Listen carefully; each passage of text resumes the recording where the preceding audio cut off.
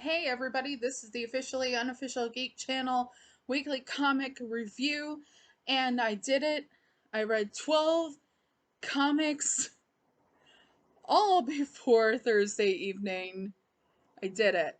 I did it. It's not always going to be this easy, but I set out for a goal and I achieved it, and I'm pretty gosh darn proud of myself. I mean, yeah. Yeah. Okay. Cool. So here's the deal. As I said in my last Spoiler-tastic Sunday video, I was going to start doing my comic reviews a little bit earlier for the channel. And I was promising to try to get them out by Thursday, Friday at the latest. It is Thursday evening, and here I am. I'm going to spout off about some comics to you. Going to try to keep it as spoiler light as possible, and let's get on with it, shall we? A little bit different. I see a lot of channels out there do their, pick of the week and all that. And I really sat here for a good little bit and could not figure out one pick of the week here. So, we're going to do these in no particular order except for my final three are we're going to look at them as my favorites of the week. Okay? So here we go. Let's get going in no particular order because let's have some fun. We have Harley Quinn number 26.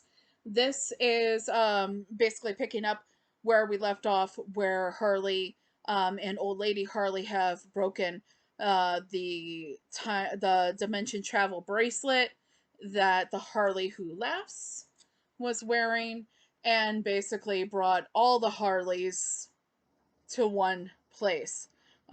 So you can imagine what that means. You can imagine that means um, you have a lot of Harleys raising hell all over Gotham, and then you have basically Prime Harley and Old Lady Harley with Kevin trying to be like, what do we do? And everyone has their own idea of what should happen, and we have an extra special guest showing up into the fray, a character that has been in Harley Quinn before to kind of help them out, um, and has helped Harley actually recently. So it was actually an interesting story. It continued the whole concept of the two good Harleys, Old Lady Harley and Harley, working together to try and get everything together. And basically, the whole goal was to put all the Harleys in one place to try to draw um, the Harley Who Laughs to one spot. And so hilarity ensues. Um, There's more to it than that. There's a cliffhanger ending. It's up to us, really, at this point, exactly what's going on until we get to next month. So, um, I do. It is not the best thing I read this week, but it's far from the worst thing I read this week. So, Harley Quinn, if you are at all interested in multi universe, multi dimension type of tales, and that try to be, on the humorous side, then you would enjoy this month's issue of Harley Quinn. Next on the hit parade, let's talk about Justice Society of America number 2. Um, this is continuing the tale of Helena Wayne and her journey as the Huntress in multiple time zones. And when I say time zones, multiple time periods. Um, she has been sent back in time. She's been sent to, I believe, 1941. And she is now like trying to figure out what happened to the Justice Society, in particular the one she joined, where all the members have died. So she is now in 1941 looking for the Justice Society in 1941 to help her. And the thing is basically it's going to require her talking to Dr. Fate, basically the original Dr. Fate. So we're joining her on this journey. Um, that just kind of one of the things that I had to talk this one out with my boyfriend Joe, because he's reading it as well. Like, I got a little bit confused on exactly what they were meaning by the time jumps that do happen. So if you take the time and you sit there, if it's saying so many years between, so many years from now, that means like right now. That's present day in the book. So where Helena came from. Okay. So if it's saying so many years before, so many years after this, after now, and that kind of thing, that it's talking from the standpoint that the main time period that Helena is coming from. So we get some answers in regards to a few different mysteries that are happening within the book, and we actually have some things get a little bit more confused. So it's one of those things where it's not confusing to the point where it becomes disinteresting. It's confusing to the point where it becomes, okay, so I need a little bit more information. You want more information. You want to continue reading, and that's always good. Jeff Johns is really proven himself at writing stories like this that can do time jumps and do them well. So that's a point where they're not, you know, once you work them out for yourself, if you need to work them out for yourself, they're not confusing anymore. It doesn't take much time to figure it out. And it makes you want to read more and figure out how all this crap is going to unravel.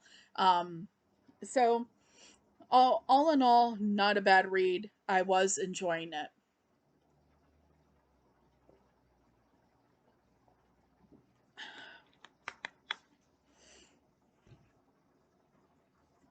The next book we're going to talk about here today is Sergeant Rock versus the Army of the Dead, number 5 of 6. Bruce Campbell continues to win me over as one of these actors slash writers. I am still reading this. Whenever I read Sergeant Rock talking, I am still imagining Bruce Campbell talking in my head. If you have not been doing that, that's really the way to read this. Imagining Bruce Campbell playing the character of Sergeant Rock.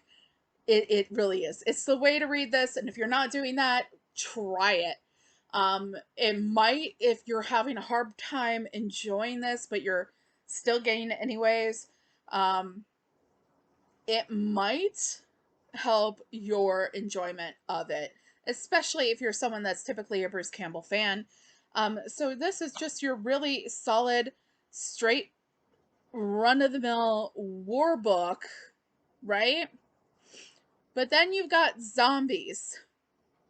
You got zombies that are Nazis. So you have Nazi zombies versus good old good old American soldiers led by Sergeant Rock. Okay, so basically, if you've been reading this, it's it's a solid story progression. Okay, we're at issue 5. We're starting to get to the point where, like, okay, this is climaxing and this is going to be over soon. And it really does, by the end of the book, reach kind of a climax in this one. So now we have to have kind of like it's really good because it actually really does follow a normal plot progression. And I just realized this just now. It follows a normal plot progression, and that's probably why it's so goddamn good.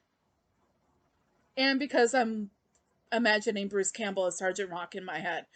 But if you're looking for something that's a war comic that you don't get really any of nowadays, plus zombies. If you're not tired of zombies yet, which a lot of people are, and under most circumstances, I am too, guys.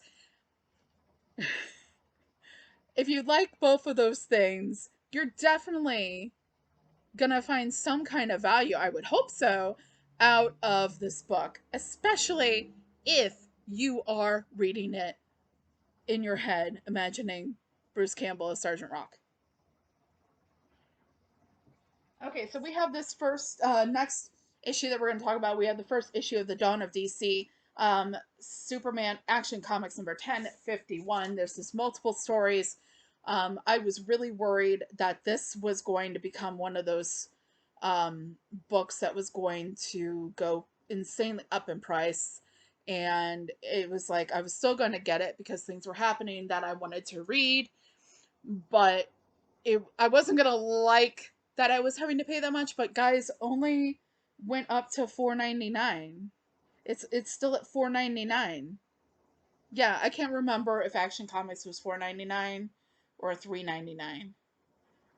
I can't remember, but it's only $4.99, and I was worried that it was going to become one of these big, like Batman Urban Legends kind of thing, where I was keeping up with it at first, and then I fell off of it because the stories were starting to not appeal to me, and the price tag and all that.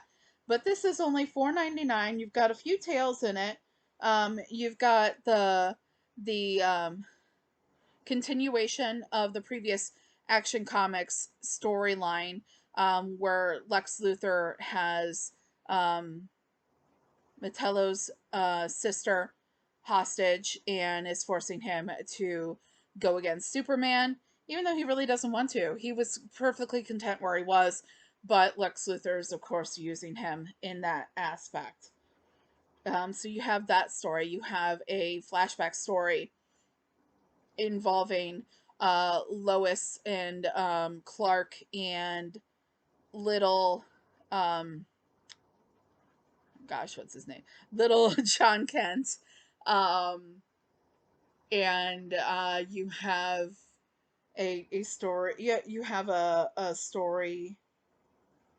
God, involving Power Girl.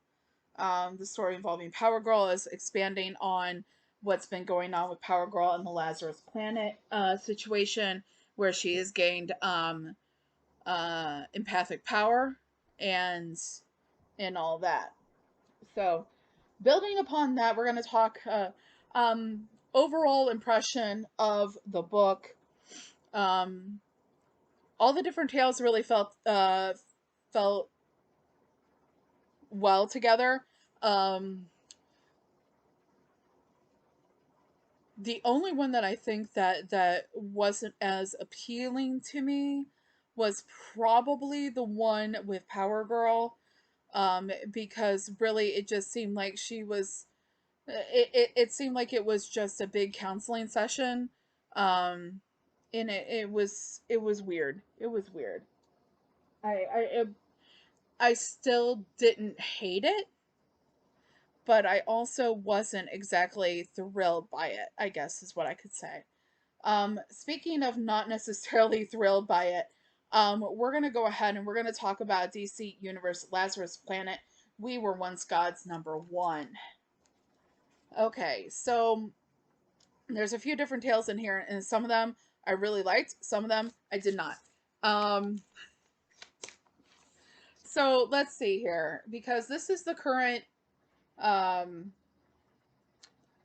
the current event. We'll go ahead and we'll get a little bit more in depth here. First, you have a Aquaman tale that was kind of bizarre, but I was kind of I'm still not completely sure, and I hope they revisit this exactly. It looks like the Lazarus volcano eruption had an interesting um, effect on the fish in the sea, and yeah, you're gonna have to read it to see it, and I say any more, I'll be giving too much away. But that definitely, of course, has to do with Aquaman. And then you have definitely, oh my goodness, the Martian Manhunter story, guys. The Martian Manhunter story in this. Like, I can take or leave any other story in this whole gosh darn issue. Okay? But the Martian Manhunter story in here was absolute perfection. I absolutely loved, loved, loved that freaking story. Martian Manhunter encounters a regular person that has taken on some abilities because of this whole Lazarus volcano eruption, and they've taken on another being that has taken on really empathic powers, and the Martian Manhunter is like, okay, man, I want to help you. And it's everything that happens with that. And it doesn't necessarily go as planned at first, but he does do what he can do to help this man. And then it's like he's telling Clark Kent, he's telling Superman about what happened. And so that's really a really great story. You got to watch it to understand it. Um, then we have this a Wonder Woman story, um, that it's kind of revisiting a concept that was brought up. From what I can tell, it's kind of revisiting a concept that was brought up a number of months ago, that also got kind of talked about in Trial of the Amazons a little bit, about these men and beings in the sea. Um, but now it seems like it's more than that. Um, so the Amazons are on high alert because of this, and we'll have to see where this goes from here. Um, and we get like Nubia's there, we got Wonder Woman there, we got some of the women that came through the well. So we got that. Now we get to the idea of the Mary Marvel Shazam tale. Um, and I gotta say, it really didn't appeal to me at all. I really didn't get it, but that's okay. Just because I didn't get it doesn't mean anything, except for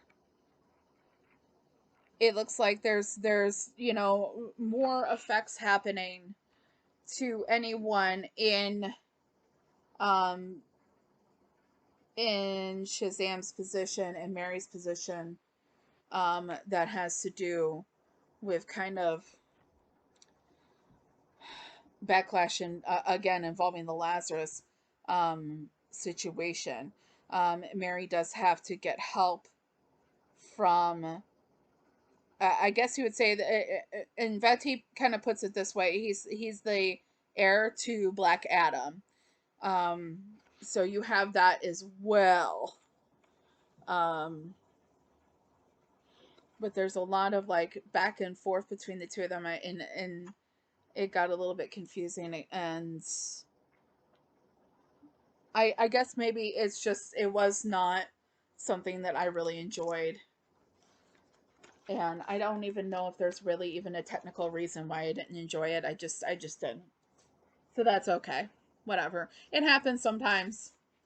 But that Martian Manhunter story, that really got to me.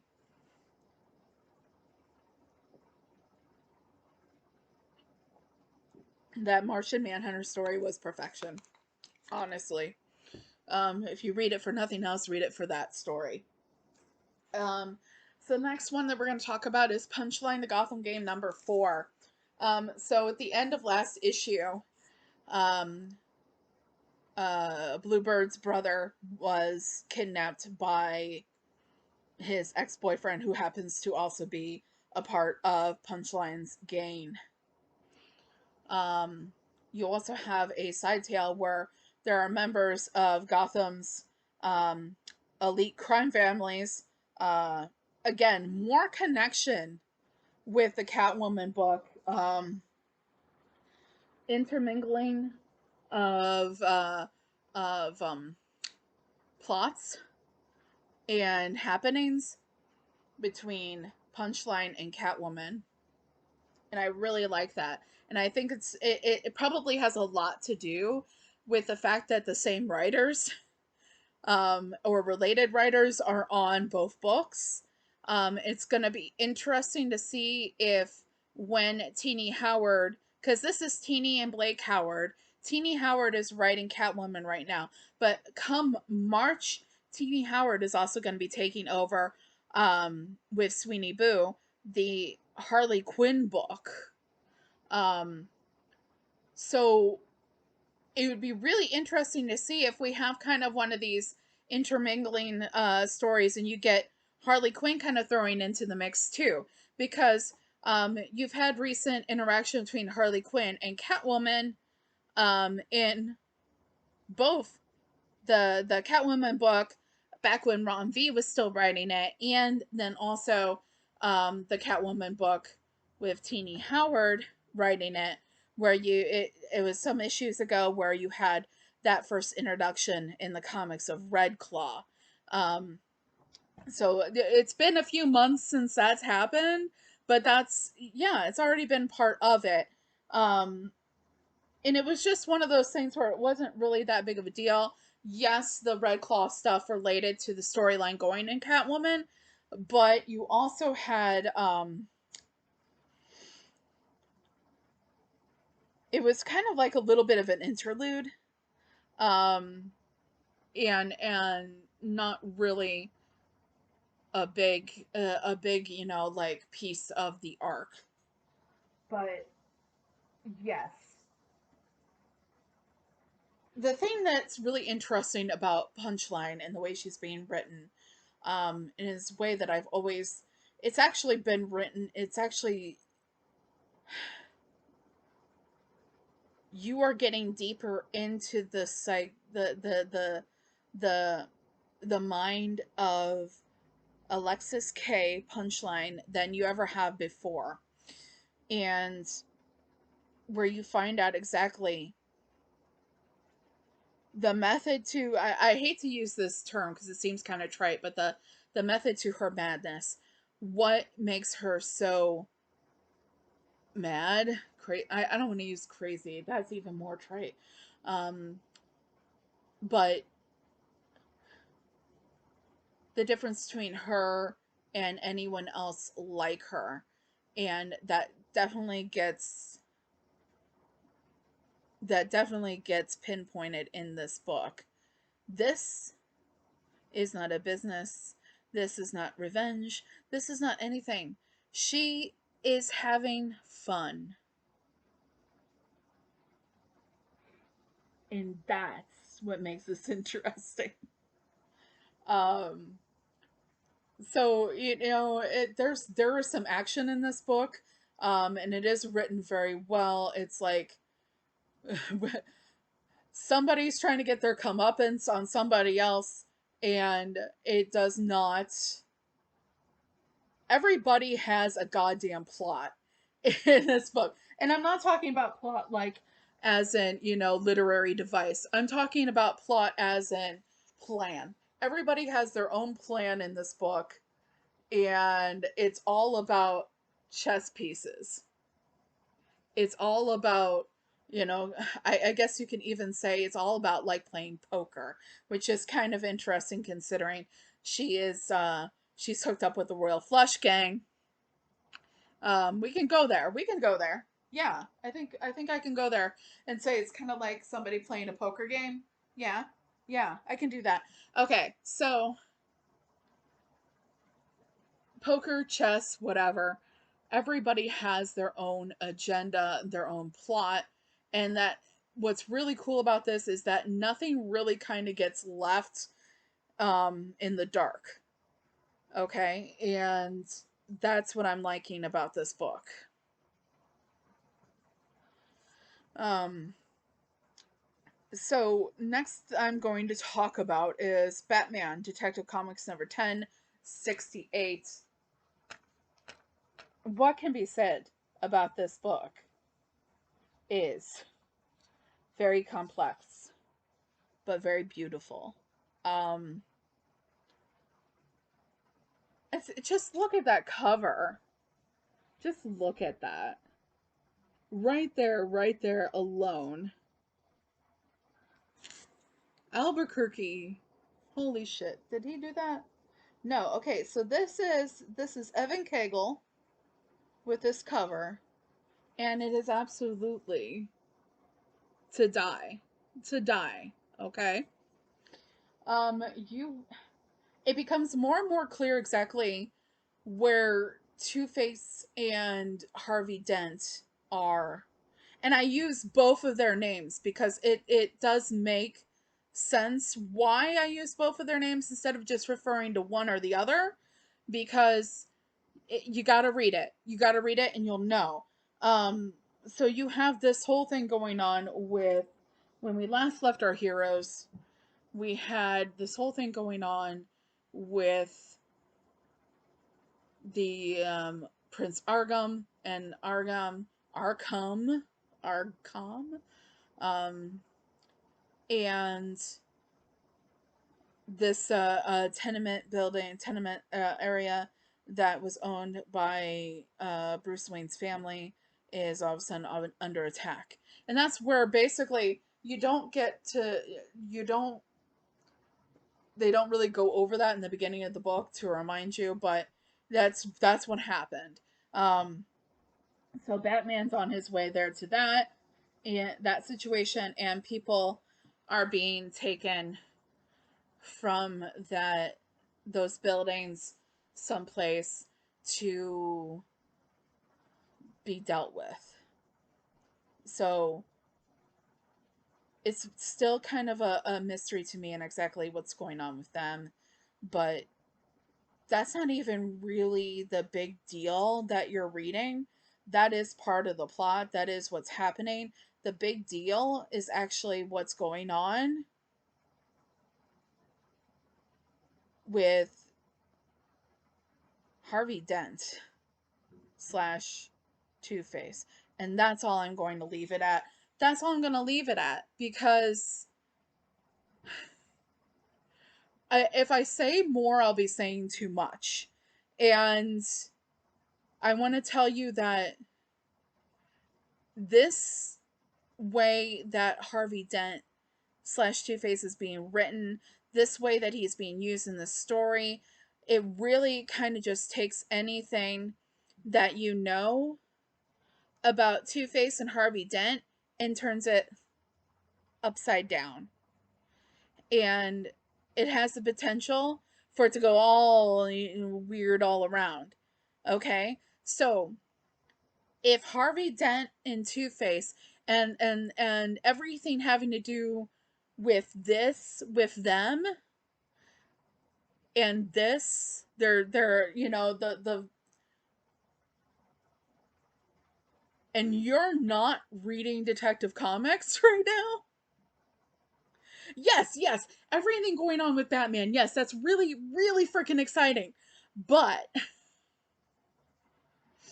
if you are interested at all in Harvey Dent, Two-Face, and all of that crap, if you are one of these people that was really interested by what was going on in Task Force C, especially at the end of Task Force C, guys, especially at the end of that book with that character, this will interest you.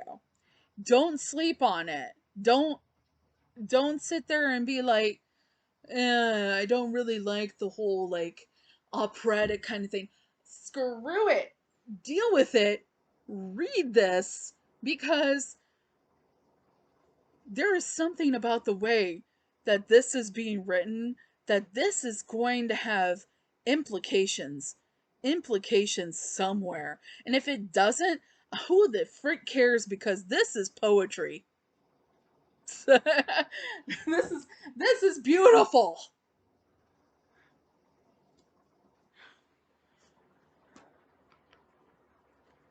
and read Detective Comics right now, because if you're not, you are missing it, y'all.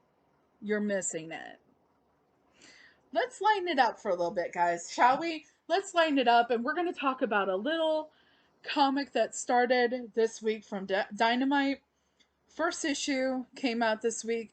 It is of a beloved children's classic cartoon. And of course, you all know I'm talking about Darkwing Duck #1 from Dynamite. It is definitely a palate cleanser, especially if you're someone that used to watch Darkwing Duck like I did. I watched Darkwing Duck and I absolutely loved it. You've got Launchpad McQuack, you've got Goslin, you got, of course, you got DW, right? Which, if you're reading this and you don't automatically start having either the theme song like stuck in your head, or like they had this one oh gosh, it was everywhere as a kid. It was a commercial for Darkwing Duck that was kind of like a hip hop rap type thing.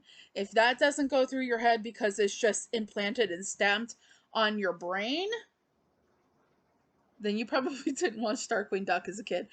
I did, and I absolutely loved it. It was fun, had old characters, had an old villain show up. It was the natural, like, Darkwing Duck, like, type of story. It was so cute, but it had elements of now. Okay, because you had people, everyone with their cell phones. It was so cute. It was so great. And it's definitely worth picking that up. It's Dynamite. It's the first one. Get it. You won't be sorry if you loved Darkwing Duck as a kid. The next one we're going to talk about is the other issue I read this week from Dynamite. It's Cherish issue 3. I got into this because it was recommended on another YouTuber show and because it is written by Katana Collins. Katana Collins was first made known to me as the writer of Batman White Knight Presents Harley Quinn. Um, and I love this book. This is basically your good old fashioned revenge, I will avenge you kind of story with an intelligent woman, a badass, half naked, intelligent woman with really cool electronic gadgets, um, fighting to avenge the death of her father. I don't think I really need to tell you much else besides that. There's romance, there's adventure, there's people getting shot at. There's stuff that there's stuff that blows up at some point in these 3 issues, at least more than once. Definitely people get shot at. And yeah, so this continues that whole story of intrigue. If you like spy type movies, novels, books, it's she's not really a spy, but it's still under the same kind of realm. It's gonna appeal to you. It's gonna appeal to you. It's another one of those kind of things where it's just like this is a solid plot progression type story, and that's what makes it so refreshing, or at least part of what makes it so refreshing. I'm really thirsty today. It's weird. Okay, next. Oh, God. Guys, okay. Actually, we are down to my top 3 favorite books this week. Whew.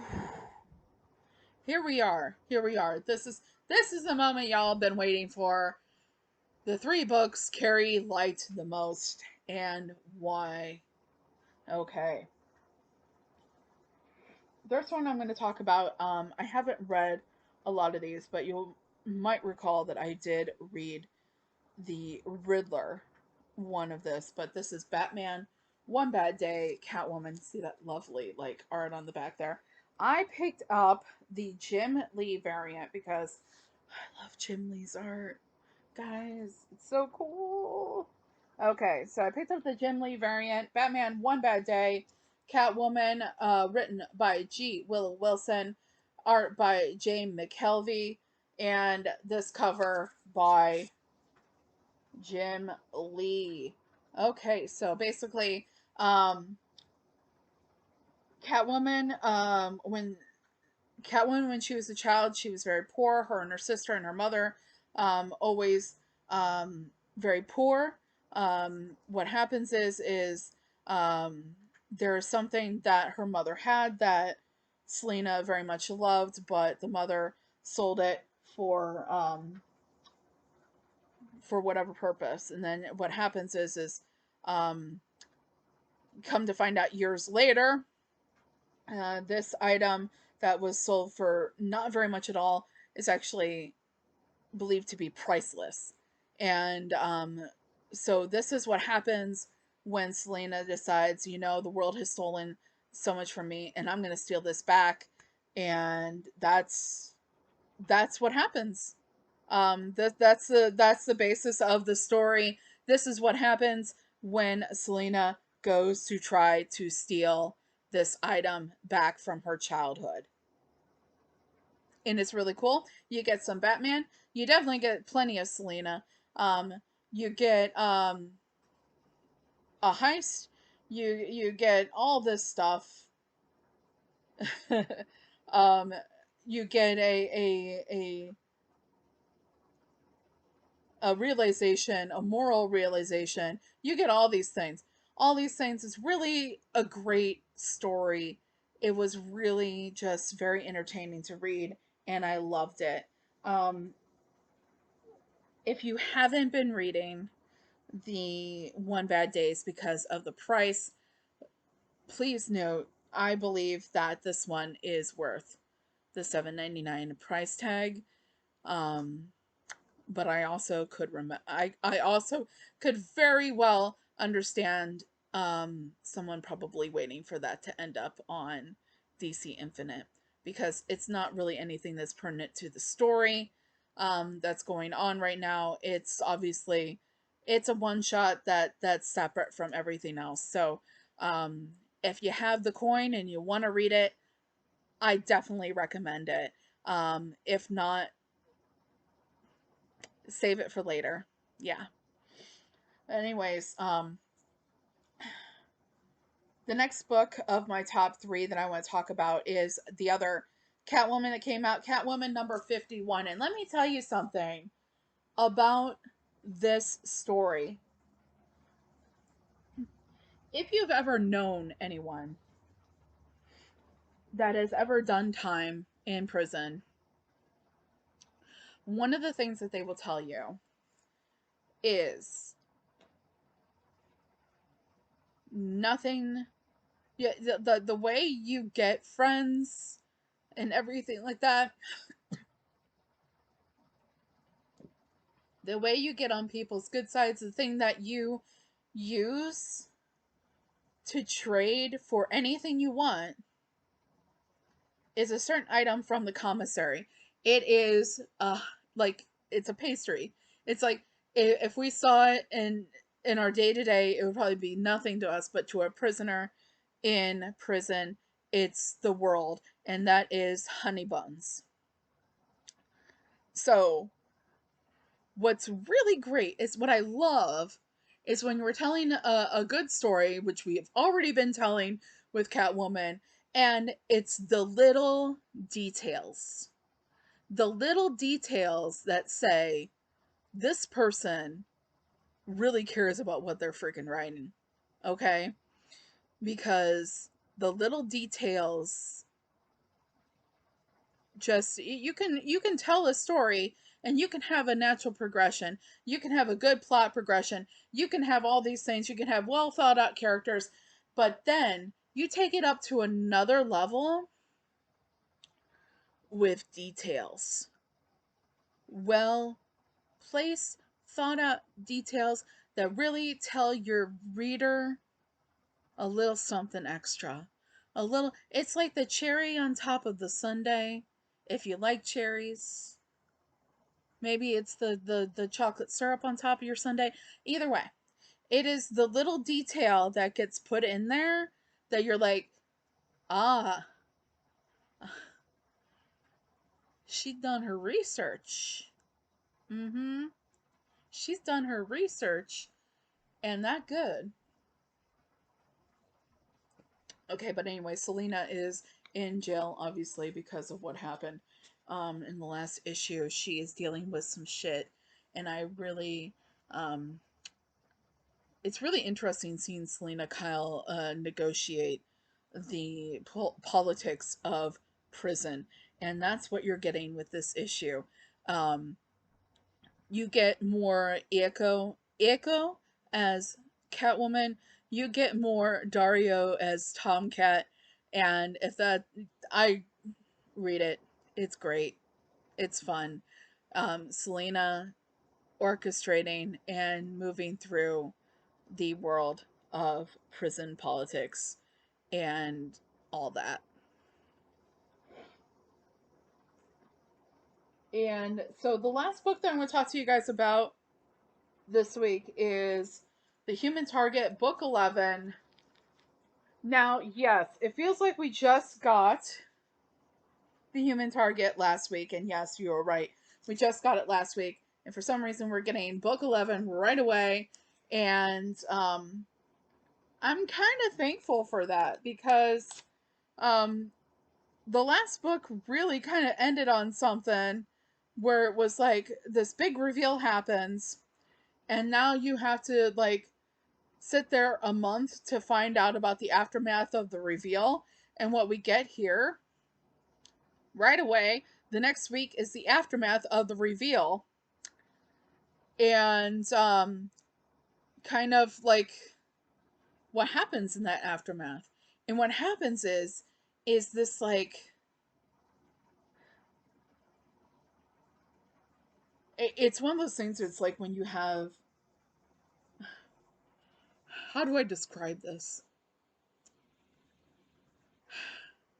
It's like when you have like this big thing happen between two people, information um, is shared, and nothing can ever be the same, but you have two people that are just like in this very uneasy alliance with the truth.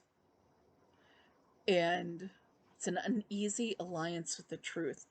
And how that kind of just keeps like it's like the level of the water, the temperature keeps rising to the point where it's like who can handle the temperature rise of the water the longest, and who stays, who stays cool, and who's, and who cracks and boils over, and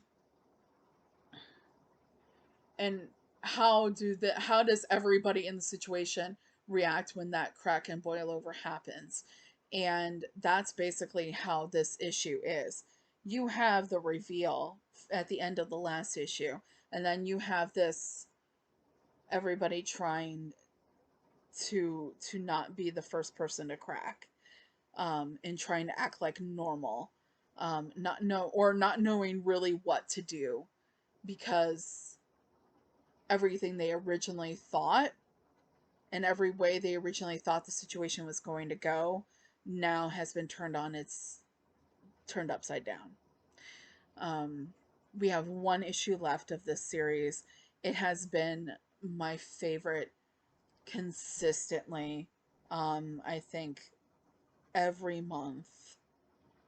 One of my favorites, at least, consistently every month. If it has not been on top, it has been close to being on top of my favorites every time I have read it. I am sad that it is going, but I am also excited to see this conclusion. Tom King can write a hell of a book like this, and I am very, very excited to see where this goes. And then I will be very sad to see it end. It's been one of, I can't even say that enough. It has been one of my favorite books. Um, yeah, but okay, guys, that's it. That's all I have to show you. My top three books again. Human Target, just talked about it. Catwoman 51, its little details, and Batman one fine day, one bad day. Catwoman, um, getting over past hurts.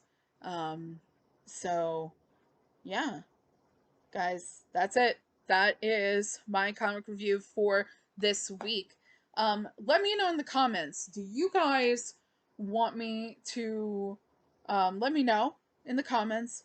I would not be completely against coming back on here and maybe doing a more in-depth review about one of the top three books that I talked about. Let me know if that's what you want. Let me know if there's any particular book out of the top three that you would want me to talk about in detail, and I'll do that spoiler-tastic another time, probably Sunday, whatever.